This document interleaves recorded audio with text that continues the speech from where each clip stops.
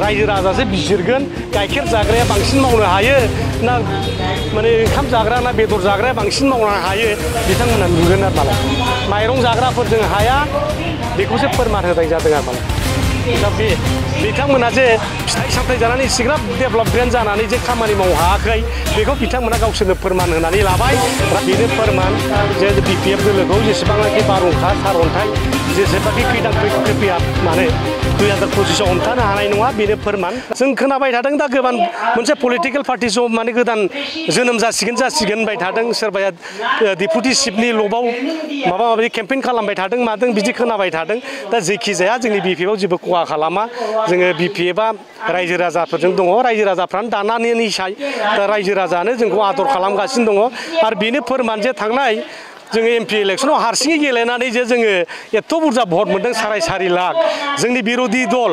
मोनब्रै मोनबा पार्टि नांनानै ज' जाब्लाबो जोंखौ माने फेजेनदोंबो होननो हाया क'क्राझारावथ' जों देरहाजोबदोंआनो बुंजायो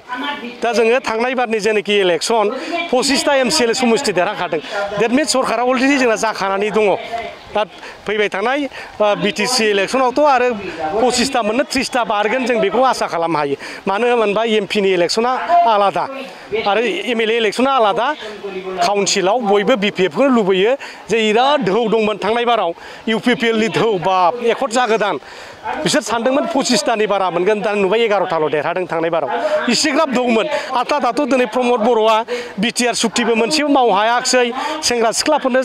न'खर न'खर साख्रि होगोन होननानैबो दिनै साख्रिबो होनो हायाखिसै बान्दो दंग मोजां जायाखिसै BTR सुक्तियाव लिरनाय मोनफ्रोमबो दफा दिनै सुफुं जायाखिसै NDFB नि समस्या जोबाखिसै सिमा बारायनाया जायाखिसै 40 थाखोआव 60टा समस्ति खालामनांगौ दाबो मावजायाखिसै दा बे मोनफ्रोमबो अर जोंब्लावजोबगासिनो दं दा बर' समाजाव दा गतिके बर'फोरनि भट मोननांगौआ प्रमद बर'नि थाखाय बिराद गिदिर मोनसे आगनि परिखासो जानानै दं बे गामियाव जे हाबहैनो हागोन ना हाया दे बे माने दाउ दुला बाथा होनाय बादि होजागोन नामा पुहुखेदा जायखौ असमियाव बुङो नङा होमबा नेवलाय होनाय दा बेफोरबादि मोनसे परिबेससो फैगोन नामा जों दिनै मोनदांहरनो हायो आरो मालाय दा बे सोर गाइखेर लोङो सोर फिथाइ जायो जोंबो नायबाय थादों दा गाइखेर जायोबा फिथाइ जायोबा ब्रेना डेभेलप जायो बयबो मिथिगौ दा बे गाइखेर जानानै फिथाइ जानानै एथ'ग्राब ब्रेना डेभेलप जाबायमोन होमबा बिसोरो बिराद स्पिडआव दिनैनि 5G स्पिडआव खारनो हानांगौमोन नङा होमबा 5G स्पिडआव खारनांगौमोनबा BTC आव बे मोनब्रै मोनबा जिल्लायाव दा बिथांमोननि मावनायजों डेभेलप जेरखम सुइजारलेण्ड खालामनो नागिरदोंमोन दा मोगथां महर मोनफैनांसिगौमोन दा बे बिथांमोना बुजिबाय बे गाइखेर जानानै फिथाइ जानानै जे डिसिसन लादों बे डिसिसना ओंखाम जाग्राफोरजों हाया